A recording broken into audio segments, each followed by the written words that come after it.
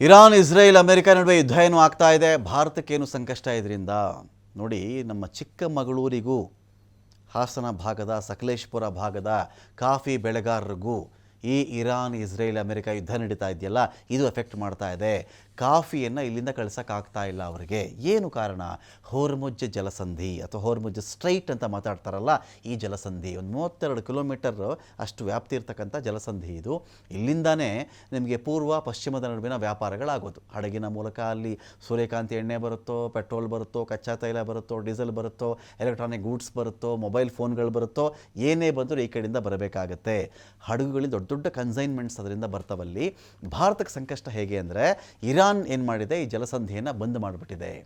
ವಿಶ್ವದ ಅತಿ ದೊಡ್ಡ ತೈಲ ಸಾಗಾಣಿಕೆಯ ಜಲಮಾರ್ಗವೇ ಬಂದಾಗ್ಬಿಟ್ಟಾಗ ಗತಿ ಏನು? ಪರ್ಯಾಯ ಮಾರ್ಗ ಹೋಗೋಣ ಅಂತ ಹೋದರೆ ಆಕಸ್ಮಿಕವಾಗಿ ಇದು ಶುರುವಾಗಿತ್ತು. ಆಕಸ್ಮಿಕವಾಗಿ ಈ ಒಂದು ಘಟನೆ ನಡೆದರೂ ಕೂಡ, ಪರ್ಯಾಯ ಮಾರ್ಗಕ್ಕೆ ಹೋದರೂ ಕೂಡ ದೊಡ್ಡ ಮಟ್ಟದಲ್ಲಿ ಕಷ್ಟ ಆಗುತ್ತೆ. ಬೆಲೆ ಜಾಸ್ತಿ ಆಗಿಬಿಡುತ್ತೆ, ಟ್ರಾವೆಲ್ ಎಕ್ಸ್ಪೆನ್ಸ್ ಜಾಸ್ತಿ ಆಗುತ್ತೆ, ಅಲ್ಲಿ ಇನ್ಶೂರೆನ್ಸ್ ಕೂಡ ಎಕ್ಸ್ಪೆನ್ಸ್ ಜಾಸ್ತಿ ಆಗಿಬಿಡುತ್ತೆ. ಭಾರತದ 37 ಹಡಗುಗಳು ಹೊರ್ಮುಜ್ನಲ್ಲಿಯೇ ನಿಂತ್ಕೊಂಡ್ಬಿಟ್ಟಿವೆ. ಕಳೆದ 2 ದಿನಗಳಿಂದ ನಿಂತಲ್ಲೇ ನಿಂತಿವೆ ಹಡಗುಗಳು. 700ಕ್ಕಿಂತ ಹೆಚ್ಚಿನ ತೈಲ ಟ್ಯಾಂಕರ್ಗಳು ಜಲಸಂಧಿಯಲ್ಲಿ ಲಾಕ್ ಆಗಿಬಿಟ್ಟಿವೆ. ಇದೇ ಮಾರ್ಗದಲ್ಲಿ ಭಾರತಕ್ಕೆ 50% ತೈಲವನ್ನು ಪೂರೈಕೆ ಮಾಡಲಾಗುತ್ತೆ. ಇರಾನ್ನಿಂದ ಅಲ್ಲ. ಒಂದು ಕಾಲದಲ್ಲಿ ಇರಾನ್ನಿಂದ ಜಾಸ್ತಿ ತೊಗೊಳ್ತಾ ಇದ್ವಿ ನಾವು. ಈಗ ಇರಾನ್ನಿಂದ ಅಲ್ಲ, ಬೇರೆ ದೇಶಗಳಿದೆಯಲ್ಲ ನಮಗೆ, ಆ ದೇಶಗಳಿಂದ ತೈಲ ತೊಗೊಳ್ತಾ ಇದ್ದೀವಲ್ವಾ, ಅದ್ರ 50% ಈ ರೂಟಿಂದನೇ ಬರಬೇಕು ಅಂತ.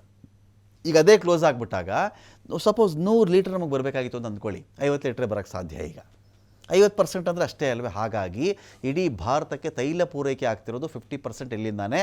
ಅಷ್ಟಕ್ಕೂ ಕೂಡ ತೊಂದರೆ ಆಗ್ತಾ ಇದೆ. ತೈಲ ಟ್ಯಾಂಕರ್ಗಳಿಗೆ ಹಾನಿ ಆಗಿಬಿಟ್ರೆ ದೊಡ್ಡ ಮಟ್ಟದ ನಷ್ಟ ಭಾರತಕ್ಕೆ ಆಗಬಹುದು ಅಂತ ಹೇಳಲಾಗಿದೆ.